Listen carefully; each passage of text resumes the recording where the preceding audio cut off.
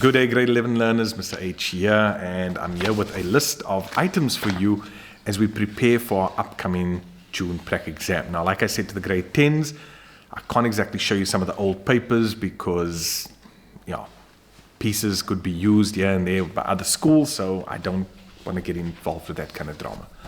For grade 11, the grade 11 June prac exam, it's going to vary from school to school. So you will get tested on Word, Excel, Access, and I would say combination between Access and HTML could be half-half. Some schools might not do HTML, others might do HTML. So what you should be tested on is Word, Excel, Access, and HTML. Now, like I said, it's going to vary from school to school. So let's look at all the things you need to be able to do in order to be successful in these exams. I did say to the grade 10s, my top tip, read the question, okay? With a prac, read through it, do the actual thing, save what you're doing, tick it off on the paper, and move on. Then when you're done with everything, you go back, because now you actually have time to go through the things that you found a little bit more difficult. This is a strategy that has worked for the grade 12, so build that one now. So let's look at what we need to do. In Microsoft Word, we need to be able to do the following. Insert and modify a cover page. So please, as I'm doing this video, you know what, pause it, go and see if you can do that, and then come back. So we need to be able to insert and modify a cover page. That is, change the abstract, change the author, change the picture on the cover page, things like that. You need to also be able to insert a picture and adjust the width and height to an exact width and height, which means you need to take the tick out of lock aspect ratio. Then you're going to get a lot of paragraphs of text. So some they're going to ask you to turn that paragraph into a column or into columns. Here are a few things. You're going to convert them to columns. You might need a line in between. You might also need to adjust the spacing between the columns. So make sure you go into more columns and you adjust all your settings there. But that's typical of what will come in. Also with that, column breaks. So they won't tell you to use column breaks, but what they will say is take the heading and make sure that it's always at the top of the second column. Column breaks, that's what they're saying, okay? Then, not just insert, because remember in grade 10 you learned how to insert and apply styles. We now want to be able to insert and modify styles and then apply the modified style. Okay, that comes up in grade 12 as well. Then hyperlinks, and sometimes here you'll get bookmarks and then hyperlink into a bookmark. Text in the header. So in your header section, I've seen them ask the following. Putting in your name and surname, details like that. But then also inserting the date as a field to update automatically. There's my next step. Date as a field to update automatically. Here's another one. Inserting the file path of the document you're working in. Charts. Now, with charts in grade 11, it's obviously everything you've done in grade 10, but now you want to be able to add a background picture. You want to be able to adjust the information or the data that it's based off of. You also want to be able to color the particular, let's say it's a column chart, the particular columns that you have in your chart. You must be able to do that as well. Okay. Folks, remember, I've been working in this industry in DBE and IEB for the last 13 years. So when I say these are some of the skills, trust me, it'll be there. Okay? Then formatting tables. So you've got a table, you need to format it, maybe you need to remove a cell, you need to add a formula, you need to shade it, change the text direction, merge some cells in a table. Yeah. Hyphenation. Making sure the hyphenation is activated. Removing hyphenation. Okay? Hyphenation. Now some people have issues with hyphenation. Then tab stops. Tab stops is another one. Okay?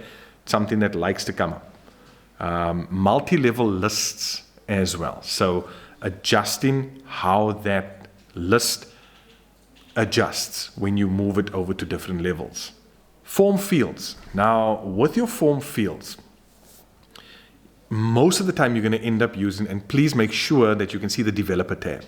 If you cannot see the developer tab, you need to go to File. It should be, I think, Options, and then you go to Customize Ribbon, and you just put the tick in Developer, and then it will be there. But inside there, when you go to Controls, there's the Legacy Form Fields, and usually they just test you on 3. It's the normal text form field, and that allows people to type in text into that field, and they'll usually ask you to adjust the length of characters that can go into this field. The next one is the checkbox, and they'll usually ask you to make the checkbox default to checked or default to unchecked. And the last one there is the combo box, and here they'll ask you to create a combo box, put in certain items, maybe change the order, etc. But that's what they'll do in terms of the form fields. Section breaks, page breaks. Section breaks particularly because we want to make one page landscape and the rest portrait. It's something that comes up grade 11 and 12. Automatic page numbering. Now in grade 10 we did automatic page numbering. Here you're going to have automatic page numbering with a different first page, and they could ask you to do different odd even pages. So like the odd pages are listed on the left side, and you've got the even pages being labeled on the right hand side. Okay, margins. In grade 10 you would have been asked to do margins, whereas in grade 11 you'll do the margins, and you might have to adjust the gutters. Now you might ask, well, what are the gutters? The gutters are the spaces on the side of your page. So this is my page. The gutters are over here. That's if somebody's going to do binding or things like that. Then find and replace. In grade 10 you did that. In grade 11 it'll be find and replace with formatting. Okay, so formatting is added to that. In other words, I want to find the word the or the word computer, and I want to replace that with computer that's bold and in color. Okay, so replacing with the formatting. Bullet lists with pictures. They might ask you to adjust the spacing. Drop caps with the specific space between the actual letter or word and where the text begins. Inserting and deleting comments. Then one that I think I have mentioned in the header is that file path in the header. Again, you see it's the second time I'm mentioning this. Okay, form fields I've mentioned. So that sort of covers Word. When it comes to Excel, please remember grade 11s, you're building off of the skills that you have from grade 10. So merge and center cells, text direction, borders, all of those basic things. Then we bring in conditional formatting. Okay, remember, this is now formatting that will apply to a certain set of cells if a condition is met. Okay, renaming sheets, charts, and I mentioned it's just more that you're going to be doing with your charts. And then as far as the formulas, this is now where, again, we build it from grade 10. We're now bringing in things like if statements, round and average, large and small, count if, absolute cell referencing, only when they indicate so. Sum if and rand between. These are just some of the typical ones that have come up over the years. Okay, so Excel is mainly just adding those extra bits to the formulas and then to your charts as well. Now, as far as Access is concerned, I would love to give you a set in terms of this is what they will test you on. But for Access, it's going to differ, again, very much from school to school. But generally what I've seen over the last 2 years is the following. In Access, you have your tables, you have your queries, you have your forms, and your reports. Now, you could be tested on all of them. In some cases, it might not be all of those items, but you need to know everything, okay, in case it comes up. So as far as the tables are concerned, in the table, you have your datasheet view and your design view. So in your datasheet view, they might ask you to add totals, take the grid lines away, change the color of every alternate row, and then also to delete and to add different records. Okay. When we go into the design view, they can ask you to delete and add fields, change data types, Adjust the field size properties. Oh, grade 11. This comes up every time. Every time. I can guarantee you this. It's going to come in. So field size properties, default value. Making a particular field required. They won't say required. All they'll say to you is, make sure that John or whoever, they must enter, or that cell has to be filled in. That's telling you that it has to be required. All right, then the validation rule and text. Remember, the mark is for both. So you put in a rule, and that rule might be, into your gender, M or F, and then you put in your validation text. Now, please be decent when you enter your validation text, because this is the message that will pop up when the person violates that rule. So you've got M or F, they decide to type in something else, and then a message pops up. Now, even if that message is, makes no sense, the fact is the message pops up. So just make sure of that. They'll usually say, choose an appropriate message. There's your word, appropriate. Please. Okay. Then the input mask and changing the primary key. Now, changing the primary key, field size properties, default value, those are absolute basics that they will generally ask you every single time. On the queries, now with forms and reports, and sorry that I'm jumping to forms and reports, they won't really ask you to create those. But with queries, they'll usually ask you to create it. So know how to use your query wizard. Creating your queries, displaying records, sorting according to a particular field, and most importantly, your criteria. I do want to give you this one tip as well, and there's certain grade 11s who are listening to this right now, sitting here in my class, and I'm going to say this.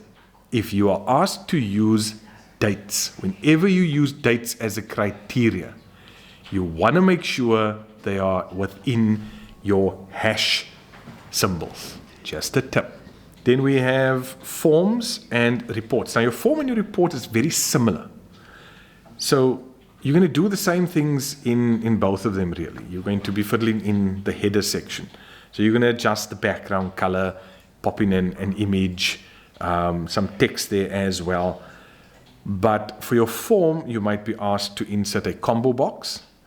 You might be asked to add a text box, and that's in the control section. So look for that control section. Adding in text boxes and labels. In your report, they'll ask you to do the same things, but you will find that you will most likely be asked to insert a calculation into the footer of a report. So please, in your textbook, go through those calculations. They are important. And in order to insert the calculations, we use a text box. So we put in our text box, we delete the label section, put in our formula, done. Okay. Then the last one, HTML. So for those of you who are going to get HTML in June, you need to know how to look out for the tags that have any issues. So the website might open, but the tag might not work. Check your tag sheet. Like, you will get a physical tag sheet for your exam. So know how to insert a title. That's there in the tab on top. The opening and closing of tags, very important. Inserting images and adjusting the size. Yes, know how to do that. Your horizontal line and adjusting that as well. I know some will say a horizontal line, a certain size, a certain color, and how far it stretches across the page as well. So that's width. Then bold, italic, underline. I said horizontal line, and then the font. So remember, with your font, you've got your font tag, and then you've got font face. So your font tag, and then your attributes to that is like face to change the actual font, and what's the other one? Font. Yeah, the other one is color to change the color of that. The others, BR / to take it a line down. You've got your paragraph tags, and yeah, for the most part, grade 11s, that is it for your practical prep. That's everything that you should know, that I believe you should know. Because it's what I've seen and what I've set in papers as well. So all the best for your June practical prep, and I'll probably see you in videos after this. as well. Don't forget that everything I have here is on the channel in individual videos, so you can go and do a search. It should usually be under your grade 11 prep videos, but it's all there to help you. So God bless and all the best for your exams.